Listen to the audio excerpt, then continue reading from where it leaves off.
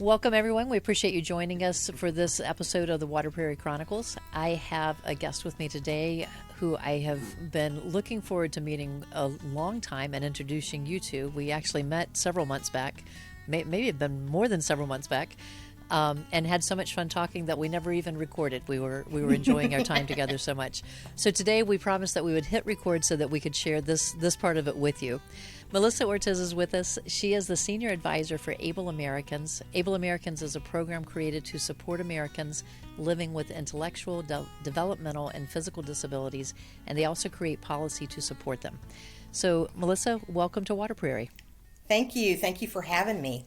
This season, I've been asking each of my guests to prepare 3 facts or pseudo-facts to share with you. And so, audience, you're listening to hear which of the 3 things that she shares are going to be true and which one you think is the lie. There will be one lie hidden in the group, and this is the game of 2 truths and a lie. If you've played it in youth group or somewhere along the way, you may have come across it. But Melissa, do you have your facts or pseudo-facts ready to share with us? I do. What do you have? Okay. I am a Gilmore Girls aficionado. I sat next to Britain's Prince Edward at a state dinner. And I'm semi-fluent in Hebrew. All right, listeners, go to the comments if you're watching YouTube and write your guess there. If you are not watching YouTube or want to wait to do this, listen to the end of the podcast and then go to either Instagram or Twitter and find the post that matches this episode and put your guess there. And a week after we post it, we'll post the answer so you can come back and check to see if you got it right or not.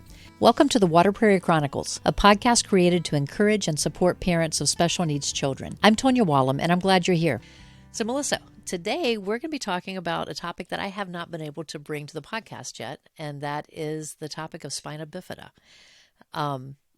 So you have a personal journey with this, and so I want to start. Just because for me, I am not that familiar with it, and I'm sure we have some listeners who aren't. Can you give us just a general description of what Spina Bifida is and how it might be different for different people? Sure. There's Spina Bifida, and then there's Spina Bifida occulta, which there's the first type of Spina Bifida. What Spina Bifida is a defect in the neural tube. In other words, the whole brain and spinal cord network. That is the neural tube. And so when you have regular Spina Bifida, it usually presents with the spinal cord being outside the spinal column and sometimes outside the skin at birth or barely covered with skin. It usually often presents with hydrocephalus so that the baby needs a shunt.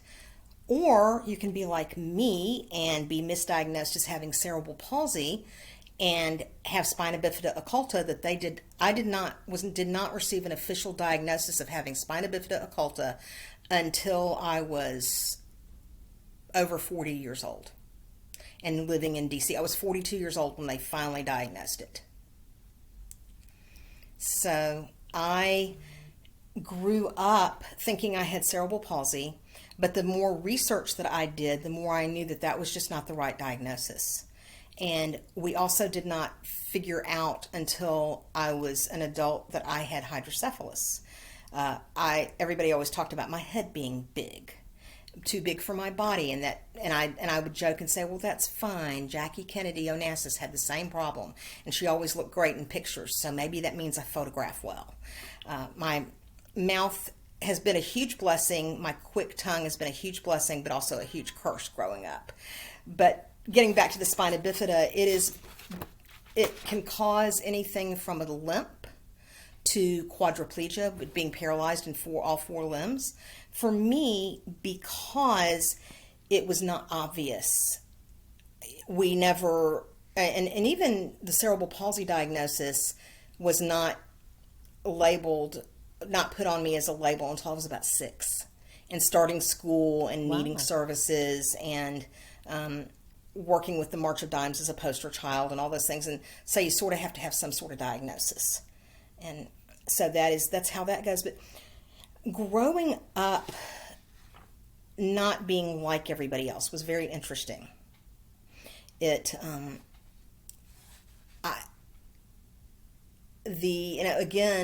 thinking I had one disability and then finding out it was quite another was very shocking as an adult. But as a child, I just knew that I wasn't included in everything that everybody else did. I was not a nice child. We had these humongous holly bushes in our front yard, and I used to sit inside the holly bush and throw berries at people when they walked by. Like I said, I was not a nice child. I got my share of spankings, and I'm deeply grateful that my parents, disciplined me, because I would be impossible now. My husband's not home yet to tell you just how impossible I already am, but I'm grateful that my parents made the decision early on to raise me just like they'd raised their other daughter, have expectations, and there were things that they didn't know that I wasn't supposed to be able to do that I learned how to do. So that was pretty exciting. So let me go back. So we have spina bifida, and we have spina bifida. What is the third word? Occulta. Occulta. Okay. It's Occulta, and it means hidden. And in other words, it's inside. Right, so, the malformation is inside. That's what I was going to ask. Okay, so is it more in the brain? It can, or is it just that it doesn't protrude? In the lumbar, where the tube didn't close all the way, but the bone and the skin closed around it, or it can be in the neck. Okay. And my malformation is where my brainstem and my brain and my spine, my spinal cord all come together, and it really does look like a golf ball sitting on a tee, and it presses. There's a valve that's a corkscrew in shape.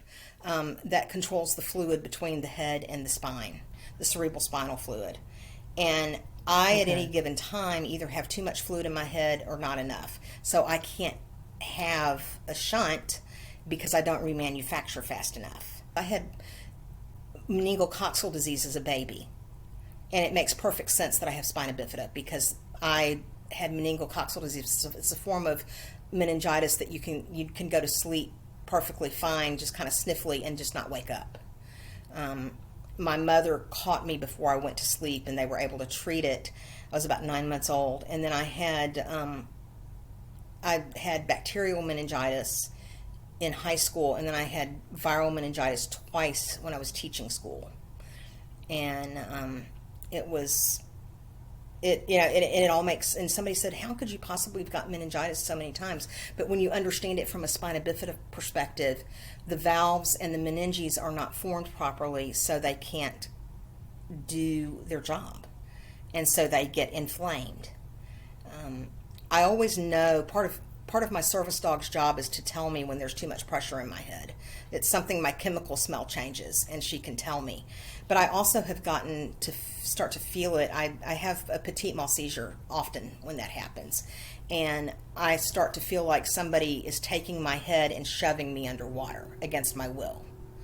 I can hear everything that's going on around me, but I can't respond. And if you're not prepared for it, it can be very disconcerting because I just stop talking.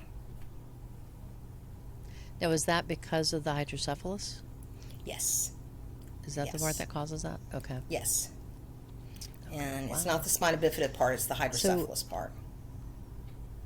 Right. Now, my next question for you was going to be what it was like growing up with spina bifida, but you didn't grow up with spina bifida because you didn't know that's what you had. Right. But you did mention that. Yeah. Yeah, I was going to say, you did mention that they thought it was cerebral palsy, but not until you were older. So when you were an infant, were there any signs of anything going on? Yes. I didn't sit up. I didn't... My movements were awkward. I had no balance. I didn't walk until I was almost 4. And I wore the little short leg braces with the white high top shoes. And you haven't... it always amazes me how cruel kids can be to each other. You haven't lived until you've been in 4-year-old kindergarten at your uncle's Baptist church, and the whole class is standing around you chanting baby shoes, baby shoes. Because I had the white high top shoes on with my braces as a 4-year-old. And that's just, I don't think, it's cruel, but it's also, it comes out of ignorance. And growing up with a disability, growing up different in any way is so difficult for a child. Whatever it is that separates you from your classmates as being different can be very difficult. And then I had the added, I know that we're going to get into this, and one thing I do want to circle back very quickly and say that not everybody who has spina bifida has hydrocephalus either, so that's a very important distinction I want to make. I have a great friend who has spina bifida, and hers was so slight that you would never know it. You would think she had sprained her ankle. And she has no other evidence of it at all. But I was born in 1966, and in that time period in the South, if you had a child with a disability, most often they were institutionalized. And my parents were having none of it.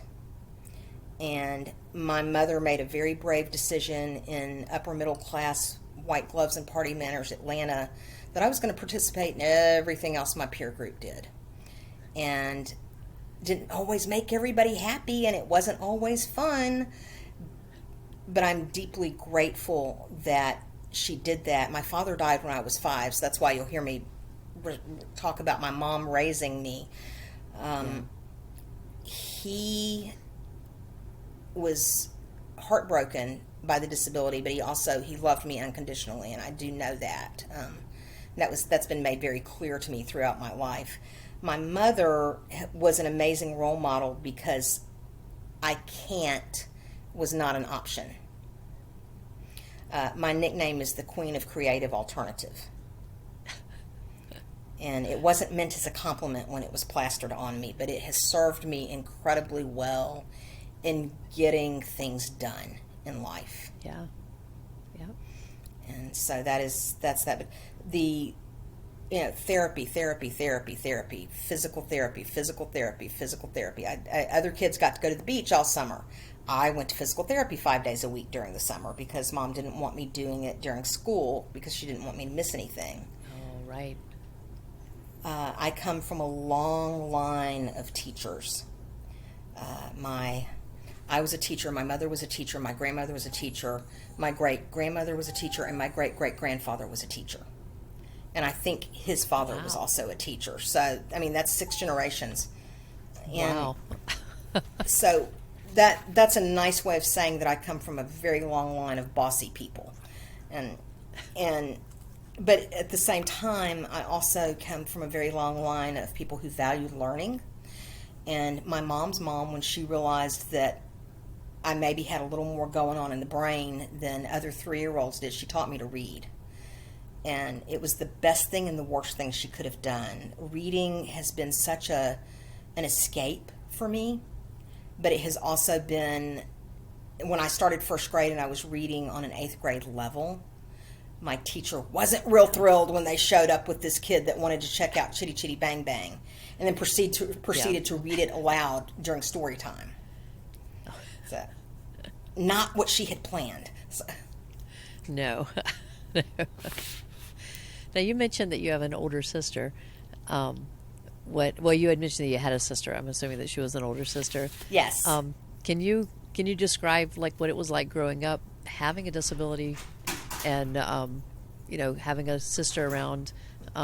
Sounds like from what you said when you were 5, it was just the 3 of you, or were there other siblings too? After my dad died, it was just the 3 of us. So my sister was 9 and a half when I was born, closer to 10.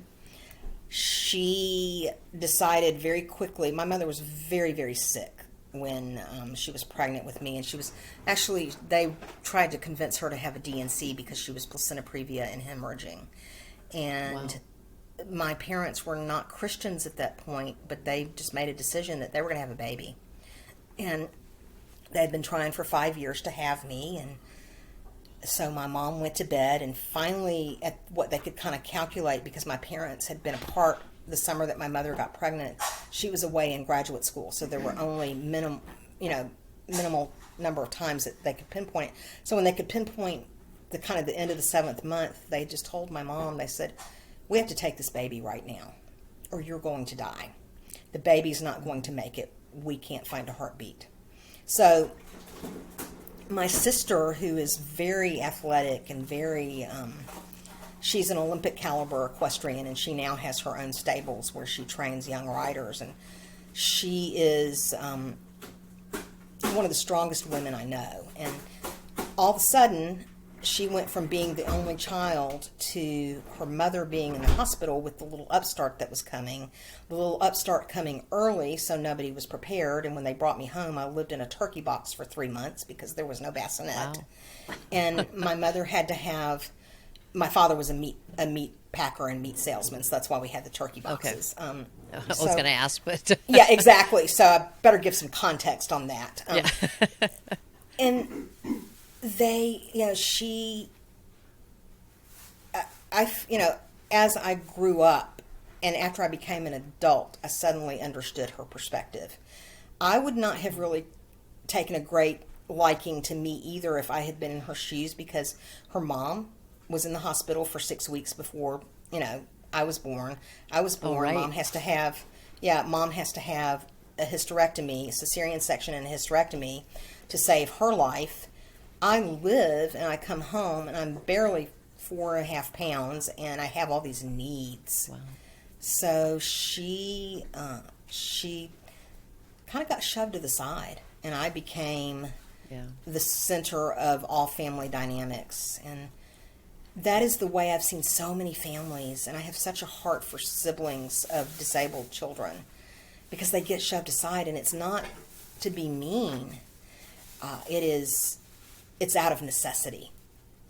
And it takes a very wise parent to see that non-disabled child's need and balance it with the disabled child's needs.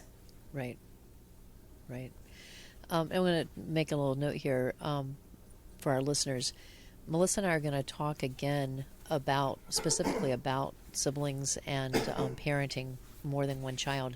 So watch in a couple of weeks after this one comes out. We're going to have that one as well. So that was actually a good little plug for our next episode with you. But let's go on to. I'm thinking. So you had the needs early, but they weren't really identified as anything specific. It sounds like, and exactly. Then you're probably getting into school about the time that you got the wrong diagnosis. Yes, and I started first grade in a wheelchair. And okay, that's what I was going to ask, what your mobility was. Yeah, I had surgery. I was on crutches with little short leg braces before that, and then I had surgery the summer before first grade.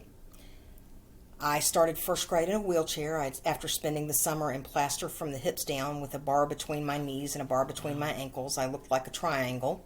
I try to find celebration and excitement in even the most mundane things. And living with Spina Bifida and having to make daily accommodations, if I don't celebrate it, some days it gets so frustrating that I just want to bang my head against something really solid until I have a nice big goose egg.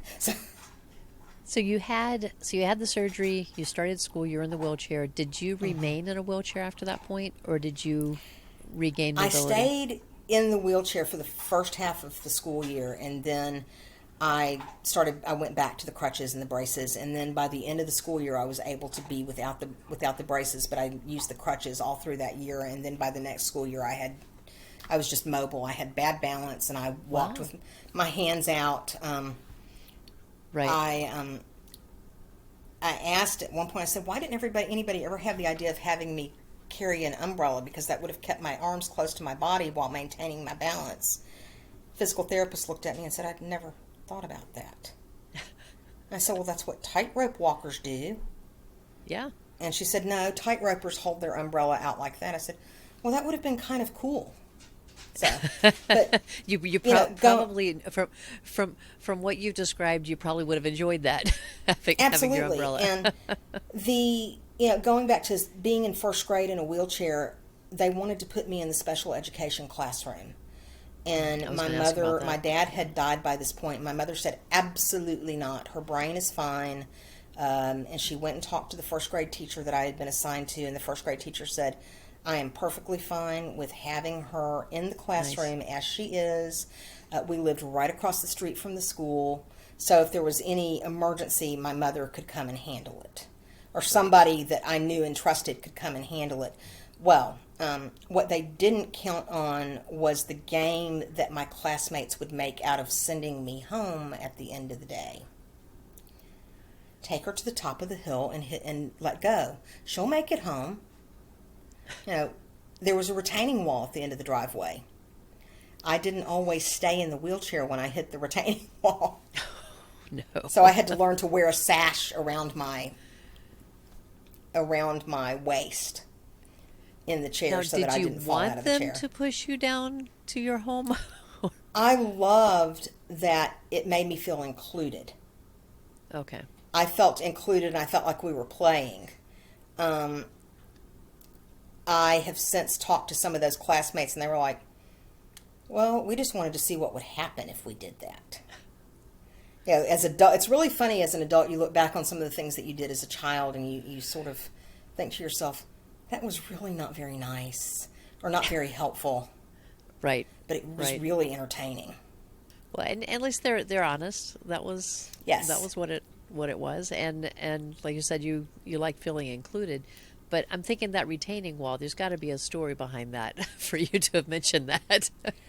We made our garage into a den, and laid sod in front of it, and put a retaining wall at the end of the driveway so that we wouldn't so that my mom wouldn't drive off the driveway into the grass, or my dad wouldn't drive off the driveway into the grass. And my sister, as I said, she was an Olympic caliber equestrian, and she used to put me on the retaining wall and practice jumping over me. Wow. Yeah. So I'm assuming that you were pretty fearless as a child. Very much so. And I was very, how do I put this? I always had a reason for everything I did. And it wasn't because I wanted to. It was always, well, I thought this was a better idea. Hence the queen of creative alternative. Right. There's a documentary that just came out on Amazon called Shiny Happy People, and it's about the Duggar family and about a man named Bill Gothard and the cult that he started. And my mother was very drawn into that in the early 70s right after my dad died. And so I endured a lot of spanking to get the rebelliousness and the refusal to obey out of me. And Mom hasn't ever said this, but other people, like I have a best friend that I've had since we were 3. And her mom actually said to me one day, she said, as you grew up, I realized that it wasn't that you were disobedient. You were trying to think of the most efficient way for you to get it done. For you to have the energy and to get done what we were asking you to do. And she said, I probably need to apologize to you because I told your mother you were rebellious and disobedient. And I encouraged her in her discipline of you. And she said, I'm not sure I was right. So that is something I've always found very interesting. But I've had to live in a lot of forgiveness and go through a lot of emotional therapy to forgive the trial and error. Because I think that this is something that I would say to anybody who has had a lifelong disability. I think parents do the very best that they can and with what they have to work with. I don't think anybody intentionally hurts their child with a disability. But I also think that, especially when I was being raised, there wasn't enough information out there about limitations or lack thereof. And maybe that's not a bad thing. I didn't know until I was in college that people with a neurological problem are not supposed to be able to chew with their mouth closed. And because of the social circle that my mother and father moved in, we went to a lot of fancy dinners. And Amy Carter was in the governor's office as the first daughter when we're about the same age. And I got to go to dinner with them one night with her. And to my great embarrassment, we'd been working on table manners all week, and I understood the forks and I understood the napkin and everything. Right. Then just before the meal starts, my mother produces this little gold easel with a calligraphied sign, "Lips together, please." And I got to sit in the governor's mansion with this placard in front of me, "Lips together, please." And that that placard went with me for about 3 years at every meal that I ate at home or away from home to reinforce the idea that I needed to have my mouth closed when I chewed. Right. And it worked. It worked. Wow. Nobody's ever turned me away because I had bad table manners. Because you're making your mom proud even today with that. And you don't have to have a reminder in front of you anymore. No. You mentioned that the neighbor's mom who had said that she felt like she needed to apologize for saying that you were being disobedient or willful or whatever. I think the way that you worded that describes a lot of kids who have disabilities. The skills that are needed to continue with your peers through different stages as you're growing up. If you have a disability, if you have a challenge, however you want to term that, you're having to be more creative to get that same result. And so you're learning skills to navigate a little different path to still seem like you're following that same path. And I mean, as a parent, I did the same to my son, where it seemed like he was being disobedient, but he wasn't. It's an outside the box thinking that he was using to get the job done. And he and I have had that apology time as well. So, but the number of teachers through the years who would report the willfulness or the disobedience, and somewhere along the line, before he and I even came to an understanding, I had started asking him the questions. When you did this, what were you thinking when you did it? And it helped me understand the motive behind the behavior instead of superimposing my own thought of what the behavior meant. And I learned a lot once I started asking that question, that 9 times out of 10, it had nothing to do with any type of disobedience. In fact, it was most of the time a very kind-hearted gesture that just went wrong or didn't look right when it was happening.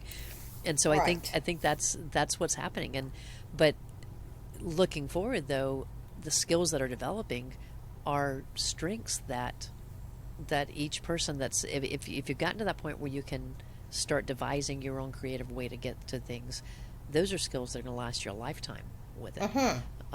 So yeah. Anyway, I just went to a little tangent there, but it just was connecting a few thoughts that I had on that topic. No, I think it's so important.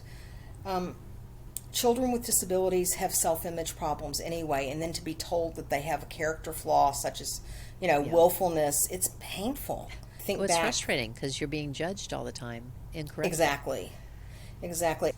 So we're talking about thinking creatively and all. Can you share any adaptations or accommodations that you've made in your daily life, but also maybe as a child with school even? Were there any accommodations that you were using? I started school before the Rehab Act, before the Americans with Disabilities Act, before accommodations were really a thing. Because I didn't have an intellectual disability, it was thought that I didn't need an accommodation of any kind. When I got to high school, I had a teacher who had her master's in adaptive physical education, or as it was called at the time, physical education for the handicapped. And I was a sophomore when I got to her class, and she pulled me aside and she said, "Listen, I'd like to try something with you that might," she said, "you're the first student I've had with a physical disability, but you're not going to be the last. And I have this master's degree, and I'd like to have you be in charge of all the teaching of the rules of all the sports we're going to learn." And she said, "Instead of playing the sport, you will go to the library and learn about the history of the sport, how to referee the sport." And she said, "And then you're going to sit on the sidelines and be the sideline sportscaster and referee for all the games that we play of the sports." Gave me a lifelong love of sports broadcasting. A lot of people are really surprised that I didn't go into play-by-play. That's part of how I paid for college, was doing play-by-play with our college radio station of football and basketball games. She gave me a love of management. I managed basketball in high school and a little bit in college, not as much in college, but and did athletic training. Because she had a vision for physical education being more than just about what I could do on the court, and it being how I could participate. And it was so much fun. It was discovered early on that if you stuck a microphone in my face, I could talk ad nauseum about anything. And my very first public speaking experience was when I was in the 3rd grade, and we were doing, and this was an accommodation too. As I look back on it, it just never occurred to me that until just this moment, that it was an accommodation. My teacher knew that I was going to look awkward doing the folk dancing that we were learning, and that we were going to dress up as pioneers and do. So she had me dress up as a pioneer lady in a calico dress, and I called the dances with the bluegrass band. And with the caller, he taught me how to call, and then before each dance, I got to go and tell what the next dance was and just do a little 30-second history of it. She wrote everything. It was just my job to read it. It gave me, and I'm grateful for the teachers and for my family early on, that they discovered that I had this self-confidence to be in front of people. Even though I had a very poor self-image, I loved being in front of people. To this day, I love stand-up comedy, and I love public speaking. If I ever leave policy, it will be to do full-time public speaking, because some people get really scared when they go on the stage. The more people that are in the audience, the less afraid I am. So it's exciting to as I sit here and think I hadn't thought about this in a long time, and I thought about it a little bit as I was looking at the questions, to have these teachers that saw in me a way that I could participate and that I was good at, that they didn't have to teach me how to do it. It's something I just automatically understood. Yeah. So you had a pre-adaptive PE teacher in high school, because that wasn't called that then. So you had the accommodations with modifications happening there. But because you didn't have an intellectual disability for school, I'm assuming you didn't need any modifications. No, I did everything everybody else did. Right. Another accommodation that I received when I was in college, and again, the ADA. I graduated from college in December of '89 before the ADA was passed in the spring of '90. Right. And I have a professor who I'm still very close to this day, who said to me, he said, "You're really struggling with written tests, aren't you?" And I said, "Yes." I said, if I'm sitting down to write an essay, I'm fine. I said, but there's something about knowing I have to answer 5 essay questions in an hour. I just get completely locked up. That's the only way I know how to describe it to you. And he said, well, here's what we're going to do. I want to try a little experiment. He said, I want you to come. He said, I don't want you to come to class the day of the test. I want you to come to my office that afternoon, and I'm going to give you the tests orally, and let's see how they go. And after that, my grades improved dramatically. Not because the material was hard, but because I was failing the tests. Because I had test anxiety, and because I had this, and that is the inability to manage time is a part of having an intellectual developmental disability. Once I was able to do it orally, I literally would finish a 5-question essay test in 15 minutes, because I could just give the answer and be done, and I could explain it in 3 minutes where it was taking me 10 times that long just to write an answer. Not because my handwriting was bad, but because I just was so concerned that I wouldn't put the right facts in the right order. But if I could offer them verbally, it changed everything. One thing that you did ask me that I would love to talk about very quickly was how has it affected my my professional career, and how has Spina Bifida affected that?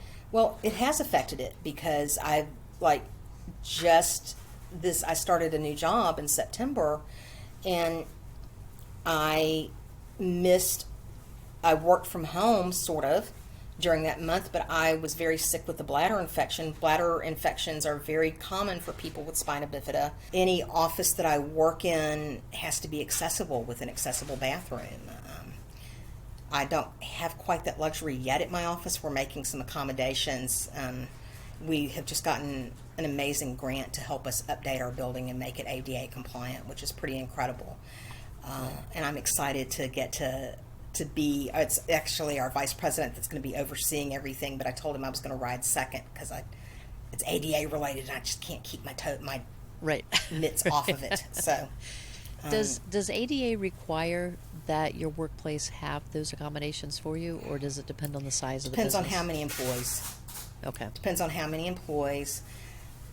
To me, and this is something that when October rolls around, it's Disability Employment Awareness Month, that can be talked about in more depth. But to me, any employer worth their salt who understands that someone with a disability is just trying to support themselves and is willing to give the very best they can in everything they do will make the accommodations, even if it means remote work. That's true, because it doesn't necessarily have to cost them more, if like as far as restructuring their business Right. building. Most students are coming out of college these days with everything they need to accommodate their disability, and they just have to take it to work with them. And when there need to be structural modifications, it's not hard to find, especially in smaller towns, people that are willing to donate their services and donate the materials as a tax write-off. Right. Well, and a lot of you're saying the college students, a lot of them would have some of the funding from vocational rehabilitation to help them get started, right? If they haven't been working already. Yes. At least that's my understanding of it. I'm still clarifying some of those things. Yes, and it can vary from case to case. There, one of the policy initiatives that I'm working on is changing disability services so that there is a general framework and then specific, the ability to tailor to specific needs. Because right now, the way that a lot of it is structured is that you just sort of fall into a criteria or you don't. And that's not good. Do you have any advice for others who have been recently diagnosed with spina bifida, or parents of young children who have been diagnosed? So some in your case that may have gone unnoticed for a while, or for a parent who has a younger child and they've gotten the diagnosis. For somebody that gets their diagnosis as an adult, like I did, learn everything you can about what it is, and all of a sudden your life is going to make sense to you when you start seeing the quirks. One of the best things that happened to me, it's also one of the most frustrating things in my life, is that I'm on the advisory board, the adult advisory board for the National Spina Bifida Association. There's this one woman in the group that she and I just immediately clicked, and she said something, I said, "Me too," and she said, "Really?" And it turns out that a lot of the symptoms, because she has spina bifida occulta as well and was not diagnosed until she was an adult. And just... she wasn't as old as I was, but she wasn't diagnosed until she was an adult. And she just, it was so neat. C.S. Lewis, I think, is the one who said, "We read to know we're not alone." And having a support group lets you know you're not alone. So join us, and as kitschy as it sounds, even if it's an online support group, join a support group. For people who have children diagnosed with spina bifida, get to know other parents of children with spina bifida, and do not take advice from anybody that does not have a child with spina bifida. Do not listen to them. Do not allow them to invade your mental space with anything. Be very kind, and even if they're in your family or your church family or your social circle, be very kind and just say, I'm really looking for this advice from people who have the same experience. If you don't mind, I don't mean to be rude, but I need to ask you to stop giving me this advice because it stresses me out.